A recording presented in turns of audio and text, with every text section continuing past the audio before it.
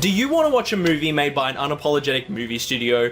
Then go ahead and watch any of DC's latest movies, because it seems as though they just are not giving a shit at this point. It seems like they're all about the visuals. Even Ben Affleck has come out and said that he's totally like, I just feel like an anus right now. Hello, darkness, my old friend. And don't get me wrong, this isn't me saying this. This is what everyone is reporting on, like fucking everywhere. What happened? We had Christopher Nolan's Dark Knight trilogy, which was a solid trilogy for Batman. It was really good. It was entertaining, and it didn't have anything too overblown that it was just hard to follow. And then we had Man of Steel. To some people, it kind of split people down the middle. We had like half people saying, hey, it's good. And then we had the other half of people saying,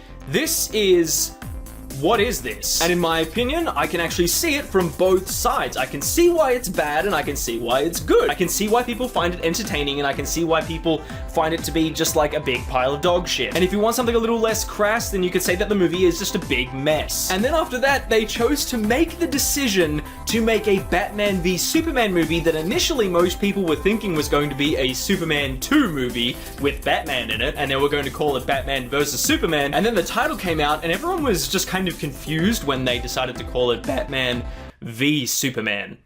I think a lot of people are still a bit confused as to why. I've come to talk with you again. But jumping back to the whole unapologetic thing and why I think and why a lot of other people think that they're just not sorry for continuing to just produce good-looking stuff with no substance to a superhero movie that deserves it. Like Superman, you need to have a good, solid Superman.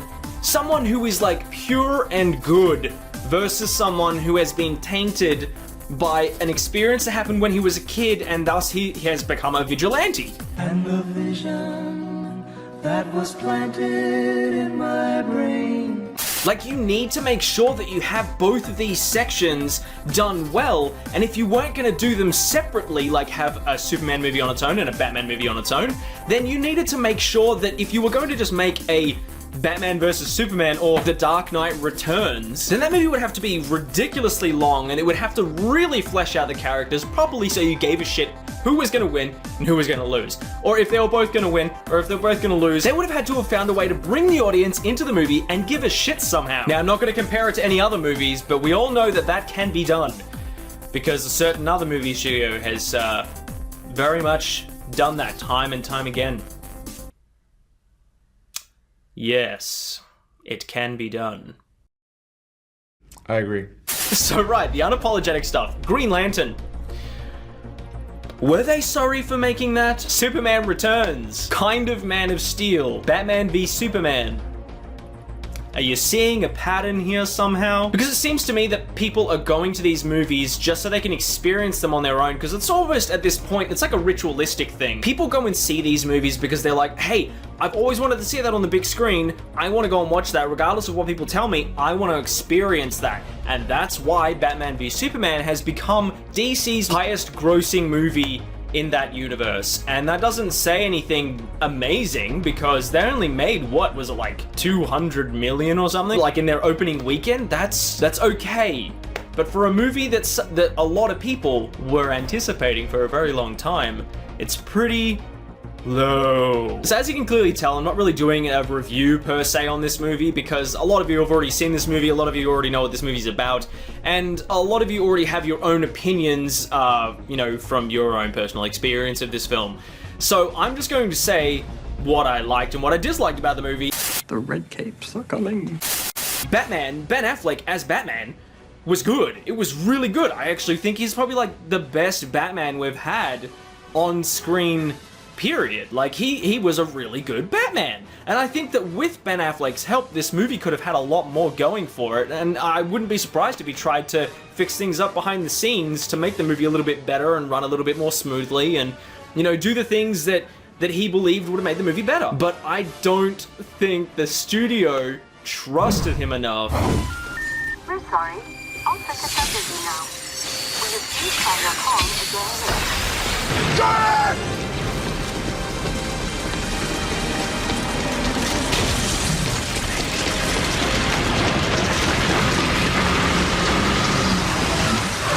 Ben Affleck is very story-based, and Zack Snyder is visual. So having said that, it would have literally had to have been directed and produced by both Ben Affleck and Zack Snyder in order for this movie to have been what we, the audience, wanted it to be. I don't think it's the best of what we could have gotten. I think it was piss poor in comparison to what it could have been.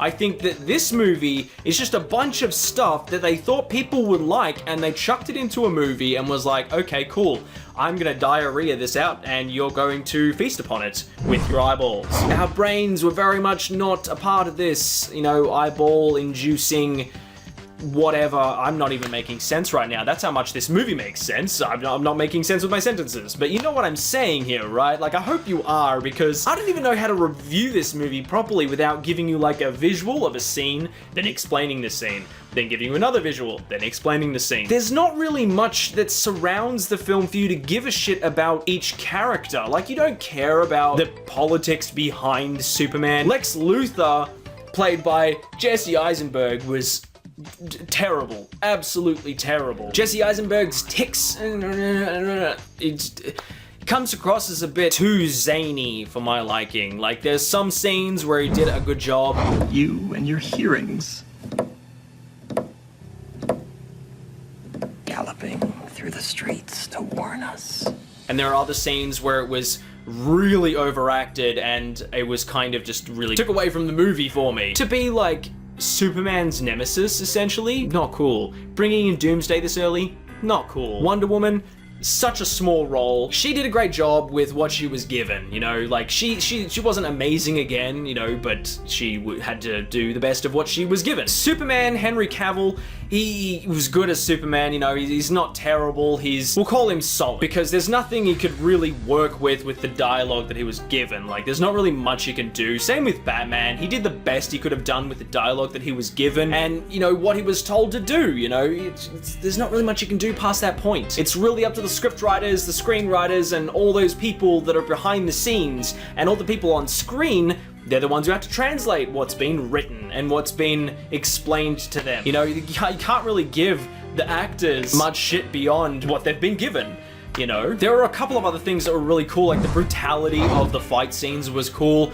They were nowhere near as brutal as what everyone was, you know, yelling them out to be and being like, oh my god, dude, did you see Batman fall on smash that guy into the ground, bro? And I was like, okay, that's a cool fight scene, but it's nowhere near as brutal as what people say it is. Like, I think it's really overhyped. The fight scenes are really cool. It's definitely something we haven't seen Batman do before on screen, so it's cool to see that in a live action version. I'm really happy with that. It was really, oh, it was good. But one of the things I didn't like about Batman was that they didn't use his detective skills. Like, they didn't use he's like the greatest detective in the world, and they didn't utilize his detective skills. Why? I was just about to call Lois Mary Jane. Lois was the damsel in distress in this movie. It's constantly just going back and forth, being in trouble, Superman having to come along and rescue her, and they could have utilized her so much better. And I know that she didn't have like a gigantic role in the first one in Man of Steel.